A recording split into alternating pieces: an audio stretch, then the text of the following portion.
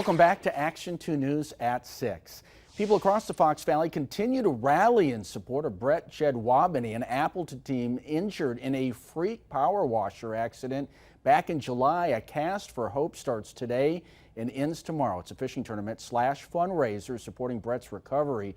Brett's family says fishing is one of his favorite things to do, and that this will be a big style fishing tournament where anglers will compete for the biggest fish in a certain species. The community has already raised more than $84,000 to help Brett's family with his medical bills. That's twice the amount of their $40,000 goal. We have a link to the GoFundMe on our website if you would like to help out. The door count